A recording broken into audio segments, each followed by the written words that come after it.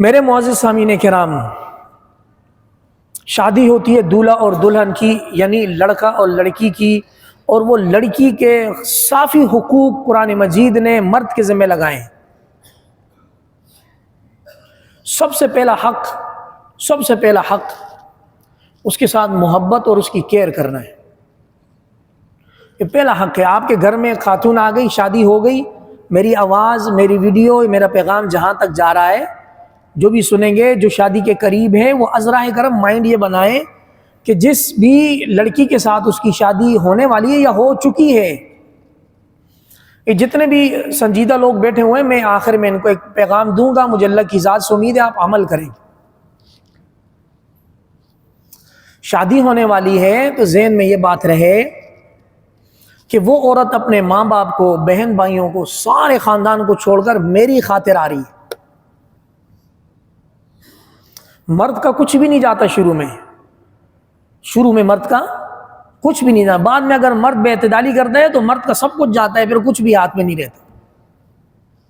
شروع میں مرد اپنے والدین کے ساتھ رہنا چاہے، الگ رہنا چاہے، دوسرے شہر میں رہنا چاہے، جہاں رہنا چاہے اس کو اختیار ہے، لیکن عورت، خاتون، بیوی اپنا سب کچھ چھوڑ کر اس کی خاطر آتی ہے۔ اور پھر یہ اللہ کی کامل قدرت ہے، جس کو اللہ قرآن مجید میں ذکر کرتے ہیں کہ دو مختلف مزاجوں کا 10 15 20 منٹ کے لیے ایک جگہ پر گزارا نہیں۔ دوبارہ، دو مختلف مزاجوں کا تھوڑی دیر کے لیے ایک ساتھ کہیں بھی گزارا نہیں، لیکن میاں بیوی دو مختلف مزاج، ماں باپ دونوں کے الگ، رنگ و سنگت الگ، مزاج الگ، ساری زندگی اللہ پاک ان کو ایک ساتھ رکھتے ہیں۔ کمال ہے اس اللہ کا۔ یہاں تک کہ اگر ریلیشن شپ ڈیولپ ہو جائے تو پھر دو قالب ایک جان بن جاتے ہیں۔ دو قالب، جسم دو ہوتے ہیں، جان ایک ہوتی ہے، تکلیف ایک کو دو، دوسرا بلبلا اٹھتا ہے۔ میرے معزز سامعین کرام، ہنسی مذاق اپنی جگہ پر، عورت کا خیال رکھنا مرد کی ذمہ داری ہے۔ الرجال قوامون علی النساء، اللہ رب العزت نے اپنے قانون فطرت میں، لوح محفوظ میں، قرآن مجید میں مردوں کو گھروں کا بڑا بنایا ہے۔ مرد حضرات کو گھروں کا نگران بڑا بنایا ہے۔ کس وجہ سے؟ اس وجہ سے کہ ان کی اعصابی طاقت زیادہ ہوتی ہے اور وہ کما کر لا کر کھلاتے ہیں۔ یہاں سے دو ڈیفینیشن الگ ہوتی ہیں۔ گھر کا، خاندان کا سربراہ عورت نہیں ہو سکتی۔ مشورہ کرنا، عزت دینا الگ بات ہے۔ لاسٹ ڈیسیجن یا ڈیسیجن پاور مرد کے پاس ہونی چاہیے، یہی قرآن کا قانون ہے۔ عورتوں کے معاملے میں آپ ڈیل دیں، کس طرح ڈیل کرنا ہے بھائی آپ لوگ دیکھ لو، ہمارے کام کچھ اور کرنے کے۔ جب مرد گھریلو عورتوں کے معاملے میں پڑے گا، وہ تنزلی کا شکار ہوگا۔ وہ بڑے صغیر کے جتنے پائے کے مرد ہیں، میرے سمیت کسی سے چھپے ہوئے، لہٰذا ڈیفینیشن الگ کر کے اپنی باؤنڈری، اپنی لمٹ الگ کریں۔ اور یہ معاملہ عورتوں کا ہے، بیگم آپ دیکھ لینا ہے اس کو کیسے ڈیل کرنا ہے، کہیں لینا دینا ہے، کہیں تحفہ دینا ہے، کچھ کرنا ہے وہ ہم کر لیں گے، باقی جتنی بھی ڈسکشن ہے عورتوں کی، عورتوں تک آپ دیکھیں۔ ہاں، فلاں جگہ پر جہاں مرد ہیں وہاں کوئی بات کرنی ہوئی میں خود کروں گا، میرا ڈیسیجن ہوگا، جو میں چاہوں گا وہ ہوگا، آپ کو میرے ساتھ ایگری کرنا ہوگا، اور آپ کا جو بھی ڈیسیجن ہو وہ لوجک اور عقل کے مطابق ہونا چاہیے۔ عورتوں کا خیال رکھنا بہت نمبر 1 کام، مرد کو نان نفقے میں کمی نہیں کرنی چاہیے، عورت کے کھانے پینے میں۔ عورت سے مراد اس کی بیوی، اور کوئی عورت مراد نہیں۔ یہ نو مولوی صاحب کی بات سے اور بہت سارے مطلب نکلتے ہیں، یا میں ابھی کنڈیم کرتا ہوں ان چیزوں۔ میری جتنی بھی بات ہو رہی ہے وہ حلال رشتے میں ہو رہی ہے، میاں بیوی کے درمیان ہو رہی ہے۔ مرد گھر میں نان نفقہ دے گا، اپنی بیوی کو اس کا مہر دے گا۔ کہ جتنوں نے زبردستی شادی کی رات مہر معاف کروائے ہوئے ہیں، میں ذمہ داری پر یہ اعلان کرتا ہوں وہ معافی کنسیڈر نہیں ہے، مہر آپ پر واجب ہے۔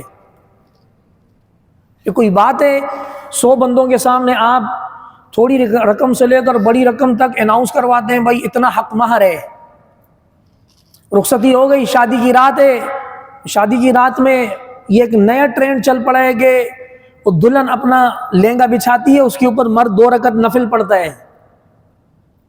کیا ہو گیا بھائی؟ ابھی مجھے یہ ممبر کچھ باتیں کرنے سے منع کر رہا ہے، یہ کیا ہو گیا؟ آپ نفل ادا کریں، منع نہیں ہے، لیکن اپنی بیگم کے لہنگے کے اوپر نفل ادا کرنا، بعض کو تو پتہ ہے، بعض میرے سے سن کے حیران ہو رہے ہیں، یہ چل پڑا ہے۔ مجھے تو حیرانگی ہے اس کیفیت میں مرد نفل پڑھتا کیسے؟ اور 2 رکعت نفل پڑھنے کے بعد وہ زوجہ محترمہ کی طرف متوجہ ہوتا ہے، جی آپ میرے نکاح میں آئی ہیں، ہمارا اتنا مہر رکھا ہے، یہ ہے وہ ہے، کیا آپ مجھے مہر معاف کر سکتی ہیں؟ کہاں گئی مردانگی؟ ختم۔ وہ محفل میں جہاں نکاح ہو رہا تھا وہاں تک تھی، اس کے بعد ختم ہو گئی۔ مہر معاف کرانا کون سی تو کہ بھائی، کسی کتاب میں نہیں ہے، منع کیا گیا ہے۔ یہاں تک بات لکھی ہے کہ اگر کوئی اس کنڈیشن میں، اب وہ دلہن بن کر آپ کے کمرے میں آ گئی، آپ کا رشتہ قائم ہو گیا، وہ معاف نہیں کرے گی تو کیا کرے گی؟ اس نے تو اپنا رشتہ بچانا ہے۔ مثال کے طور پر جب نیا دولہا اپنی دلہن سے بولے میرا مہر معاف کر دیں، اور دلہن بولے میں نہیں معاف کرتی، وہاں سے پھڈا شروع ہوئے نا بھائی۔ تو یہ معافی تو نہیں ہے، یہ تو جبری اس کو ایگزمپٹ کروا دینا ہے۔ شریعت میں یہ ویلڈ نہیں، انویلڈ۔ فَإِن تِبْنَ لَكُمْ عَنْ شَيْءٍ، اگر خوش مزاجی کے ساتھ، دل کی طیب نفس کے ساتھ وہ مہر میں سے کوئی چیز آپ کو دے، اس صورت میں وہ حلال ہوگا، ورنہ وہ حرام ہوگا۔ نہ نفقہ، مہر، اس کی تعلیم تربیت، اس کی عزت احترام مرد پر واجب ہے۔ یہ عورتوں کے حقوق ہیں جس کی طرف سے ہم نے بالکل آنکھ بند کی ہوئی ہے۔ نتیجہ یہ ہے کہ گھریلو پریشانیاں ہیں، گھریلو پریشانی۔ میں اپنی بات کو ختم کرتا ہوں، عورتوں کے ان کو حقوق دیں۔ نمبر 1، جب شادی ہو کر آئے تو دولہا دلہن کی شادی ہوئی ہے، باقی خاندان میں سے اس کے ساتھ کسی اور کی شادی نہیں، لہٰذا ان دونوں کو رائٹ حاصل ہے، وہ پرائیویسی اختیار کریں، وہ کسی سفر پر جائیں، عمرے کے سفر پر جائیں، کہیں گھومنے پھرنے جائیں، ان کو اجازت ہے۔ تھوڑی ان کے اندر انڈرسٹینڈنگ ڈیولپ ہو، بعد میں آ کر وہ سارے خاندان کا خیال کریں گے۔ اگر شروع میں ہی ہم ان سے غلط ایکسپیکٹیشن کریں گے تو وہ نیا جوڑا، بچہ اور بچی، وہ ڈسٹرب ہو جائیں گے، بولیں گے شادی کر کے ہم کہاں پھنس گئے۔ نمبر 2، مرد کی ذمہ داری ہے کما کر لا کر دینا، حلال کما کر لا کر دینا مرد کی ذمہ داری۔ نمبر 3، اس عورت کو عزت احترام دینا مرد کی ذمہ داری ہے، ڈی ویلیو، ڈس رسپیکٹ نہیں ہونی چاہیے۔ نمبر 4، اپنی خاتون کی یعنی اپنی بیوی کی دینی تعلیم و تربیت شوہر کی ذمہ داری ہے۔ یہاں میرے سامنے کوئی ابھی مور دین 1000 لوگ بیٹھے ہیں، آپ لوگوں کو جمعہ پڑھاتے پڑھاتے میرے کو سالوں گزر گئے، واللہ اتنا فرق نہیں پڑ سکتا۔ اگر کوئی خاتون میں 2 سے 4 ٹرین کر کے اس کو معاشرے میں چھوڑ دوں، وہ جیسے اپنی اولاد کو ٹرین کرے گی، آپ لوگ نہیں کر سکتے۔ آنے والی نسل کی تربیت عورت کے ہاتھ میں ہے۔ اگر آپ چاہتے ہیں آپ کا بچہ دین اسلام کی معلومات حاصل کرے، نورانی قاعدہ اچھا پڑھے، حفظ اچھا کرے، تو عورت کی تعلیم تربیت پہلی سٹیج ہے۔ عورت تعلیم یافتہ ہوگی یا اس کو اہمیت کا پتہ ہوگا، تب آپ کی اولاد اس ٹریک پر چلے گی، ورنہ چلا وقت کے ساتھ گزرتے گزرتے گزرتے آخر میں وقت ہاتھ سے نکل جائے گا۔ جناب نبی کریم صلی اللہ علیہ وسلم کی اپنی خواتین یعنی ازواج مطہرات کے ساتھ ہر طرح کی روایات ہمیں ملتی ہیں۔ کچھ باتیں میں کرنے جا رہا ہوں، پھر میں اپنی بات کو مکمل کرتا ہوں۔ جناب عمر رضی اللہ تعالیٰ عنہ سے مروی ہے کہ میں ہمیشہ اپنی بیٹی حفصہ کو، جو کہ امہات المؤمنین میں سے، میں ہمیشہ ان کو بولتا رہتا تھا کہ اپنے یعنی سرکار دو جہاں صلی اللہ علیہ وسلم کے معاملے میں خدمت کو زیادہ کرنا، اپنی سوتنوں پر سبقت لے جانا، اپنے میاں کا خیال کرنا۔ بیسیکلی میری بات بیویوں کے حقوق پر ہے، لیکن اس ضمن میں یہ ایک حدیث آ گئی۔ ایک دفعہ نبی کریم صلی اللہ علیہ وسلم اپنی ازواج مطہرات سے ناراض ہو کر اوپر ایک اسٹور روم تھا وہاں چلے گئے۔ مسجد نبی میں صحابہ جمع ہو گئے، سب پریشان تھے۔ حضرت عمر مدینہ سے باہر تھے، واپس آئے، دیکھا لوگ جمع ہیں، پوچھے کیا ہوا؟ کہا حضور صلی اللہ علیہ وسلم اپنی ازواج مطہرات کے ساتھ ناراض ہیں۔ وہیں کھڑے ہو کر کہا خابت حفصہ و خسرت، حفصہ تو برباد ہو گئی۔ حفصہ تو اپنی بیٹی کے بارے میں کہا جو حضور کے نکاح میں تھی، کہا حفصہ تو برباد ہو گئی، میں نے اس کو پہلے سمجھایا تھا کہ اپنی شوہر کی خدمت میں سبقت لے جانا۔ خیر حضرت عمر سے رہا نہیں گیا، یہاں بیٹھے، پھر حضور کے گھر کی طرف گئے، ان کے غلام باہر بیٹھے تھے، ان سے کہا اجازت مانگو، اجازت نہیں ملی، واپس آئے، پھر لوگ بیٹھے ہوئے ممبر کے قریب رو رہے ہیں کہ حضور کے گھر میں ایسا واقعہ پیش آیا ہے کہ جناب نبی کریم صلی اللہ علیہ وسلم اپنی تمام ازواج مطہرات سے ناراض ہو گئے ہیں۔ سارے صحابہ رو رہے ہیں کہ یہ غم کی گھڑی ہے۔ یہاں تک بات مشہور ہو گئی کہ حضور نے اپنی ساری ازواج مطہرات کو طلاق دے دی، یہ بات مشہور ہو گئی۔ حضرت عمر نے دوبارہ اجازت مانگی، اجازت نہیں ملی، واپس آئے ممبر کے پاس، پھر روئے، نہیں رہا گیا، پھر گئے، پھر اجازت مانگی، تیسری دفعہ اجازت مل گئی۔ جیسے ہی حضور کے پاس داخل ہوئے، پہلا سوال کیا، حضور کیا بیگمات کو طلاق دے دی؟ نبی نے کہا لا، کہ طلاق نہیں دی۔ حضرت عمر رضی اللہ تعالیٰ عنہ کی سانس میں سانس واپس آئی، کہا یار طلاق نہیں دی، اس کا مطلب ہے معاملہ باقی ہے۔ اب یہاں رک جائیں، یہ واقعہ میں نے روک دیا ہے، اب یہاں رک جائیں۔ وہ مرد حضرات جو ہر وقت غیرت کو اپنی ہتھیلی پر تیل کی طرح لے کر چلتے ہیں، چھوٹی سی بات ہوئی طلاق طلاق طلاق، اب فون ملاؤ جی امام صاحب غصے میں 3 طلاق دے دی، تو میں پوچھتا ہوں بھائی غصے میں کوئی آئی لو یو کہتا ہے؟ طلاق ہی کہتا ہے؟ طلاق ہوتی غصے میں، اور شیطان قابو کر کے غصے میں طلاق دلاتا ہے۔ اب اختلافی مسائل کی طرف آپ جائیں، 3 کی 1 طلاق ہے یا 3 کی 3 طلاق ہے، اب پوچھتے پھریں، جہاں مرضی کا فتویٰ ملے وہاں سے مطلب لے۔ کیا ہو گیا بھائی؟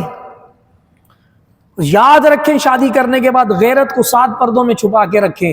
یہ جو مرد کی غیرت ہتھیلی پر جو تیل جماتا ہے نا، کبھی بھی سرسوں کا تیل ہاتھ پر نہیں جمتا۔ میاں بیوی کے درمیان کھٹ پٹ ہو کے رہتی ہے۔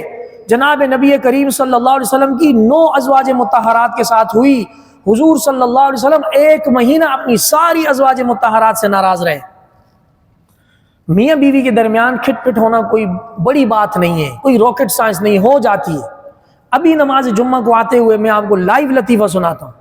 نماز جمعہ کو آ رہا تھا، میری ٹوپیاں خاص جگہ پر رکھی ہوتی ہیں، میں نے کہا بھائی بیگم مجھے ٹوپی لا دو، گئی الماری کھولی، وہاں ٹوپی نہیں تھی، الٹی چڑھائی میرے پر شروع ہوئی، آپ ٹوپیاں غلط جگہ پر رکھتے ہیں، آپ کو صحیح جگہ پر رکھنی چاہیے، اب جمعے کا ٹائم ہے، آپ کی ٹوپی نہیں مل رہی۔ ادھر میں بیویوں کے حقوق پر مطالعہ کر کے بیٹھا ہوا ہوں، صحیح آزمائش میں، کچھ بھی نہیں کہا۔ میں نے کہا کوئی وہاں دیکھ لو بھائی، کہیں سے مل جائے، لاؤ ٹوپی دو، جمعہ پڑھا کے آ جائے۔ اب اگر میں تیز کھاتا، بھائی میں امام مسجد ہوں، میرے سے اس لہجے میں بات کرنی، یہ وہ کام خراب۔ ادھر نبی کریم صلی اللہ علیہ وسلم سردار 2 جہاں، ان سے بڑھ کر کوئی ہستی نہیں، اور ازواج مطہرات کے معاملے میں ناراض ہو کر اوپر بیٹھ گئے۔